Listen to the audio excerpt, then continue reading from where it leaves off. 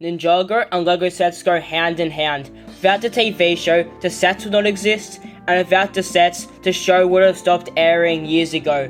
So let's start where both the show and sets began in 2011, where we got the first 2 Ninjago episodes ever, and the first 16 sets as well, not including the spinners of course. Anyway, these sets are really good, and still hold up to this day, even though they are nearing 15 years old. And there are a lot of them that I really wish that I got, and only didn't get because I was 3 years old when these came out. So the first set we will be ranking is a 169 piece set, the Mountain Shrine. So this was one of those spinner sets that also came with its own little build. So this build obviously doesn't represent anything from the show, but the build isn't that bad. It has some fun obstacle sort of things for Kai to get through on the spinner, but other than that, the build doesn't offer too much. So for these reasons, I feel like a C tier will be a decent spot for this first set. And now moving on to the next set, we have the Ninja Ambush, which only came with 71 pieces. And for that size, this set is not bad at all. You get a Kai and Skeleton minifigure, along with one of the golden weapons being the Scythe of Quakes. Odd choice, but still cool. And obviously, the main reason for buying this set isn't for the build, but it does have to be said that it is not great. Like, what even is it? Some bamboo or something like that? Anyway, I'm gonna have to put this in the D tier. And now onto the first vehicle of the list, we have the Skull Motorbike. So this set is a bit more substantial than the last one, as it has 157 pieces, but it certainly does feel bigger than that. The bike is quite long, even though the vast majority of it is just Technic pieces. I still think it looks quite cool, especially with the fire at the back. You also get a J minifigure along with a skeleton of course, so I've got to give this set a B tier. And now we have our first dragon of the video, being Zane's Ice Dragon Attack. So needless to say, this set is just great. This dragon isn't the best or biggest we've ever seen, with it only being just over 150 pieces. But there is still a lot to like about it. The dragon heads from this wave all look super good, and just the sheer size of the wings look very nice as well. I mean, it is just a nice set.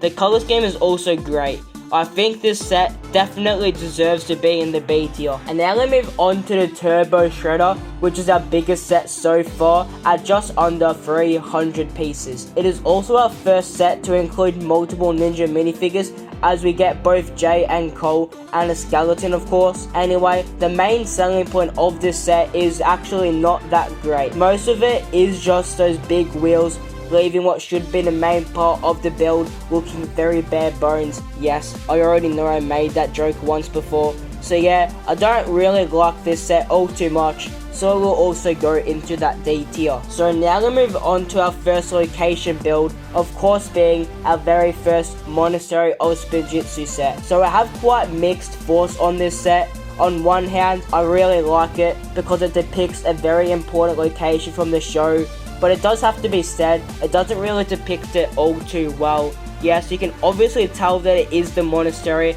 but only just half of it, and again, it is pretty bare. We only have a door in the middle which goes into literally nowhere, and then we have some training equipment on one side, and then there's absolutely nothing but like a small plant on the other side. I guess that's what happens when you get a set that is only 340 pieces. However, we do get 3 good figures here, Master Wu, Zane, and Knuckle I believe.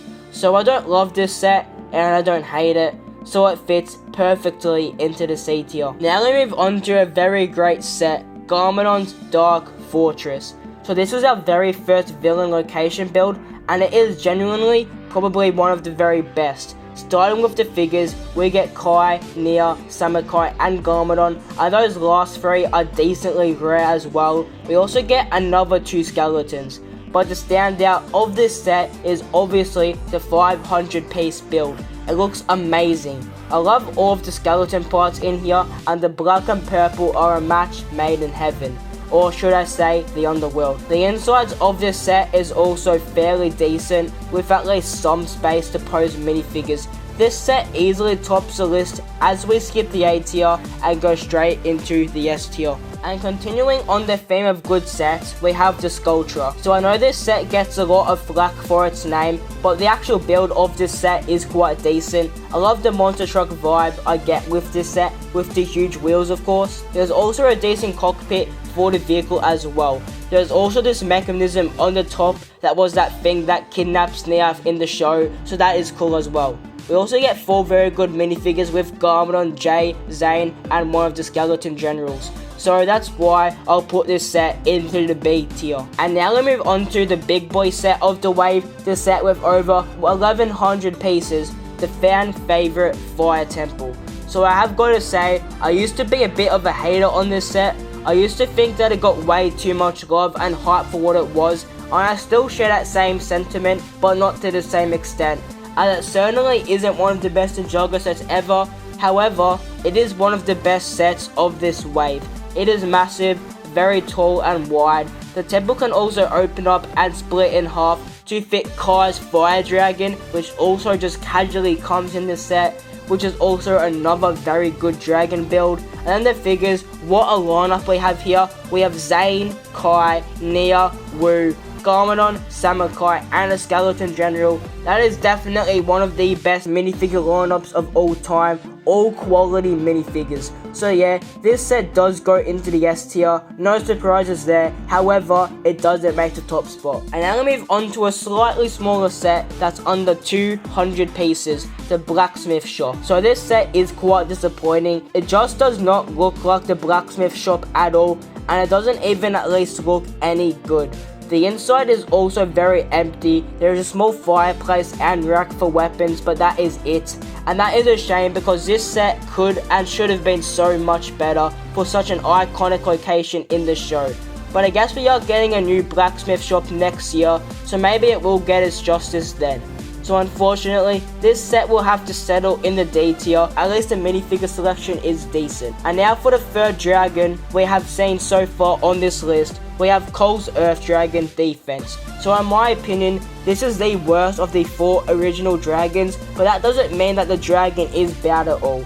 I do like the unique body type that the dragon has. It does feel a bit more bulky than the other dragons. And we also get DX Cole and a Skeleton General a lot as well. So it is quite a good set, and it is bigger than Zane's as it is 227 pieces. So I will put it right next to Zane's Ice Dragon in the B tier. And now onto the smaller set of the wave, not even 50 pieces large, the Ninja Training Outpost. So this set comes with Cole with a bow and arrow, a darts board, and also this little build. And yeah, the set is nothing special, but it is so small and cheap, and it looks like a fun little set. I do have to put it in the D tier though, just like the other set. And now we have Knuckles ATV, another fairly small set, as it is only 174 pieces. So just like another one of the skeleton vehicles we have seen so far, this one does not look that great.